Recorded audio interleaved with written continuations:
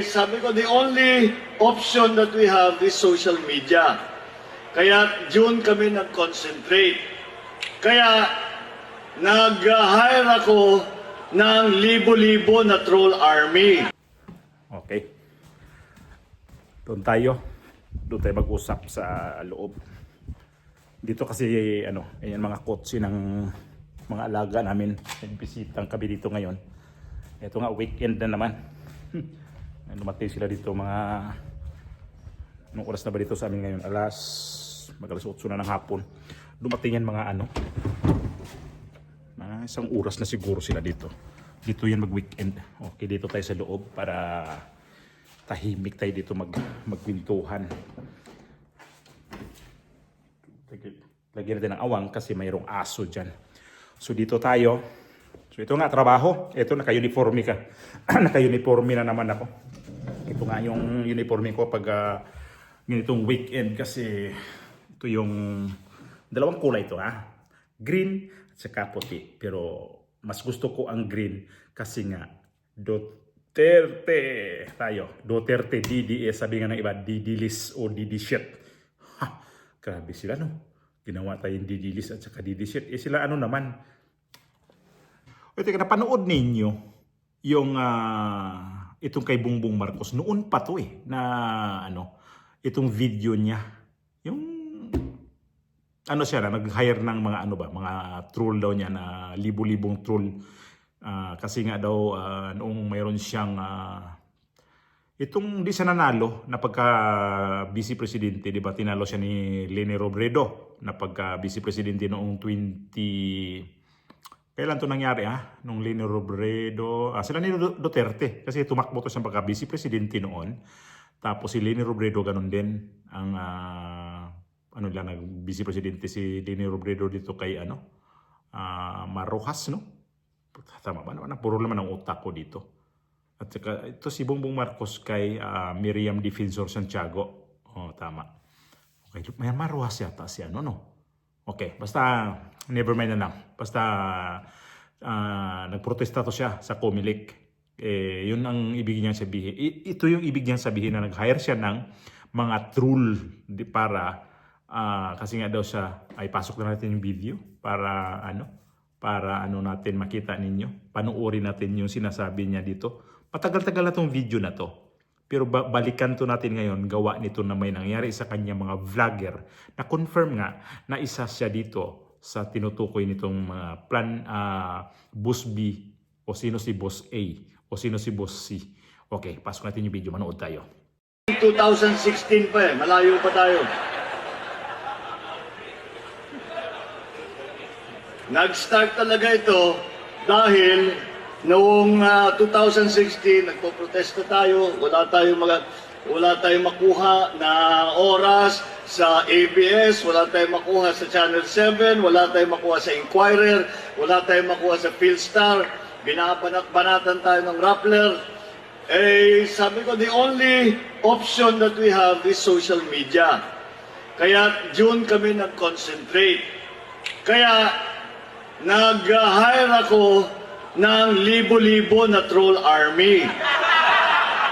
Ipapakilala ko sa inyo ang ating troll army.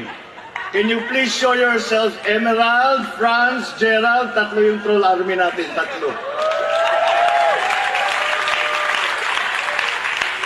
Once in a while, nagko-contribute ako. Pero ito talaga, yan.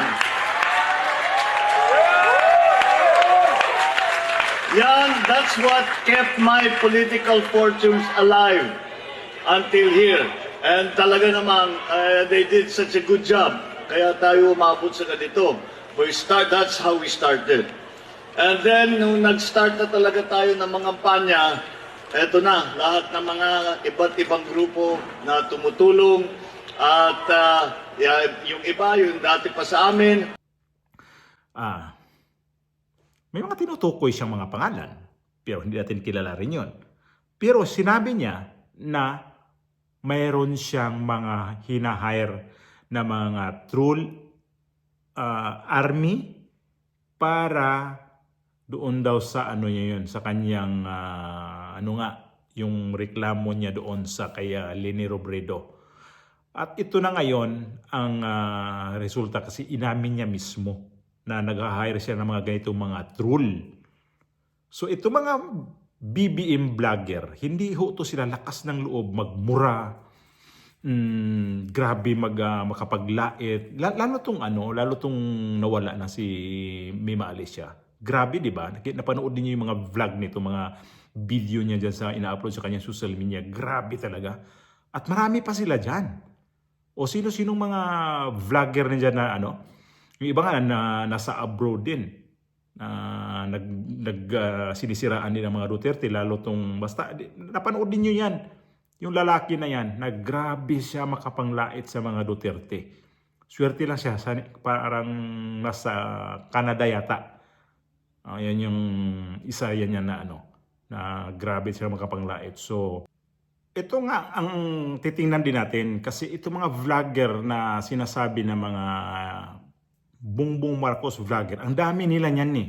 Yung iba nga dyan nakikita ko dati na nagbablog tungkol din yan sa mga, yung isa niyan, yung mataba na bading, sino bang pangalan niya? Napanood ko yung mga vlog niya pero hindi siya sa politika na tungkol sa politika ang kanyang binablog. Iba ang kanyang topic noon. Pero noong nanalo to si Bongbong Marcos, ayan na yun siya ngayon. Nasa panig na ni Bongbong Marcos. At ang dami nila yan dyan. Kung sa nakilala ko lang na mga vlogger, ito si Mike Abe, sino ba yan siya? Vlogger din yan ni Bongbong Marcos. Hindi naman yan po pwede na ganyan siya magsalita kung wala talaga silang mga dyan. Kaya sila, malakas nga ng loob kasi bayad sila eh. Iba kasi yung nagbablog ka lang na wala kang natatanggap ba na bayad. Hindi ka sinuswelduan talaga nung kung sino yung tao na kinakampihan mo. At mahalata mo rin na talaga sila, ang binablog lang nila ay yan lang yun talagang tao na yan, ang madalas nila na binablog. Hindi kagaya ng iba ba na kahit sino na lang, makapag-react lang, doon natin kuha ng base. Pero ito mga vlogger ni Bongbong Marcos, ayan na nga ngayon, nagkaunsihan na sila dito sa kanilang mga sa kanilang mga bayad-bayad dito sa dito sa kanilang pagba-vlog. Kasi pira kasi ang involved dito eh. At isa pa, inamin na nga ni Bongbong Marcos na mayroon siya mga bayaran kasi di siya pinapansin sa ABS-CBN, hindi siya pinapansin sa GMA7, dito sa mga Inquirer. Tinitira daw siya sa Philippine Star, tinitira din siya sa Rappler. Ibig sabihin, may hinanakit din siya sa mga mainstream media noon. Ngayon ang mainstream media bumabawi sa kanya, nagsisip-sip. Kaya, ang nangyari ngayon sa mga mainstream media, binibigyan niya ng malita. Tama ho ba? Kaya, ngayon, hindi na siya nahirapan sa mga mainstream media. Yun lang pala ang siguro nito. Yun lang palang bagay sa inyo kasi noon hindi ko nagbibigay sa inyo ng mga mali-malita. Ngayon ito malita. O di ba ngayon tahimik ang mga mainstream media? Hindi nga nakapalag ang mga mainstream media dito sa sinabi niya eh. Ito rin yung video na to na inimbestigahan, nabanggit ni Robin Padilla. At si Tito Soto nito ay sabi joke lang daw ito ni Bongbong Marcos. Pero bakit umabot sa mga ganito ang mga vlogger niya? Na grabe na ang dahas. Tapos ang mga sasabihin sa mga itong Marcos mga vlogger, dahas daw magsalita ang mga Duterte vlogger. Hindi naman nakikita. Di ko naman sinabi na porkit dito ako sa side sa mga Duterte. Hindi ko rin sinabi na bayad ako sa mga Duterte ha. Excuse me. OFW ako, naghanap buhay lang talaga ako ng marangal talaga dito sa ibang bansa. Kaya ngayon, weekend, trabaho to the max to. Sabi ko, mintas wala pa akong trabaho, kaya nandoon pa lang yung mga boss ko, yung anak ng boss ko pala. O sige, makipag-usap muna ako sa inyo. Sabi ko, mahirap tong ganito na pagbayaran ka, suswelduan ka. Ang ganda sa kanila, no? Sweldado pa sila sa YouTube, pero ang sa sweldo naman talaga sa YouTube, sobrang liit. Depende na rin ho yan sa mga performance ng mga video. Kung okay ang performance ng mga video, okay din ang sahod sa YouTube. Kaya lang, kagaya ngayon sa akin, wala naman talagang video ko na medyo maganda ang performance. Meron nag-perform dyan ng mga video pero hindi yan maaasahan. Kaya lang, sabi ko, hindi naman tayo pwedeng titigil na dito. O shout out pala ha, sa ating mga subscriber ho dyan, ikaw kapag shout out pala. sa ating mga subscriber ho dyan ng mga datihan at mga bagong dating dito sa ating YouTube channel. Maraming salamat sa inyo. Sa mga silent subscriber, maraming salamat sa inyong suporta. Sa ating mga subscriber ho dyan na nakishare sa ating mga opinion ho dito. Maraming salamat sa inyong lahat at sa inyong pag-suporta dito sa ating YouTube channel. Dyan sa Pilipinas, sa lugar ko, sa Bohol, ay maadjong adlaw ninyong tanan diha, mga bulanan ko na migrate din sa iba't ibang lugar. Sa Amerika, nagpunta sila sa Amerika, Canada, Australia, dito sa Europe, mga kapwa ko OFW dito sa Europe. Kapit na bansa namin dito na nandirito rin ang mga Pilipino, mga bulanan. Ingat-ingat po tayo kasi magwi-weekend na kami dito. Ito, trabaho na pang-weekend talaga. Hanggang linggo ho kami dito. Pero dito na kami nakatira kasi kami nga dito ay isang caretaker sa English pa. Ano pa sa Tagalog ang caretaker? Taga-bantay, no? Taga-bantay kami dito sa rest house nila. So, dito kami nakatira. Okay naman. Okay naman dito kasi tahimik ang lugar kasi nga rest house eh. Kailangan talaga mag-rest house ka, di sa tahimik na lugar na. Kami dito na kami nakatira. So, amping tanan sa mga subscriber ko dyan na hindi nawawala inyong mga pangalan dyan sa comment section dyan sa baba. Ay nako. Talaga naman nakaka-touch kayong lahat. Kahit hindi tayo nagkikita ng personal pero parang close na talaga tayo dito. O di ba? Okay mga sir, mga ma'am, ingat po tayong lahat. Okay. Balik tayo sa topic kay Bongbong Marcos. Inamin niya na. So, ibig sabihin nito, yung mga vlogger na yan, hindi ho yan malakas ang loob kapag wala silang protector na maasahan talaga nila. Hindi kami madidimanda. Kasi sinabi na yan eh.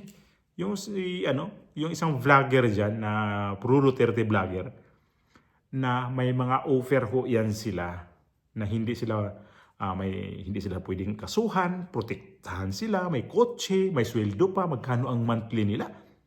140,000 to 150,000 o depende pa.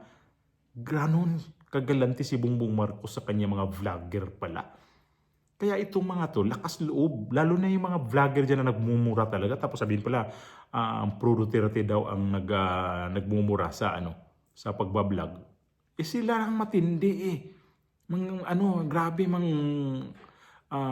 mag-edit ng mga picture ni Tatay Digong. Nakikita naman natin kung sino yung mga vlogger na kailang hindi ko rin magawa yung mga ginagawa nila, mga ganyan na pang-alipusta. Yan na nga, nakulong na nga si Tatay Digong. Malay natin makalabas na. Kasi may mga nasaga pa kung mga nakikita pala ako dyan na mukhang iuwi ata si Tatay Digong sa Pilipinas. Nako po. Yan ang bantayan natin, no? Okay. Bongbong Marcos. Yung sinasabi nito ni Robin Padilla na imbestigahan ka na troll mo ba talaga itong mga to? Kaya lang, sinalba ka ni Tito Soto kasi isang isang biro lang. Joke lang daw. Joke pala itong mga ganito. Grabe kayo, ha? Nagsayang kayo ng pera ng taong bayan, pinapasweldo nyo sa tagapagtanggol. Hay, nako nga naman Pilipinas. Abangan natin ang suna ni Bongbong Marcos sa Lunes. Lunes pa naman. Mapanood ko yan kasi day off namin yan. Sa Lunes panoorin natin yung niya. O kita pa tayo bukas. Kasi may vlog pa tayo bukas, no? Okay.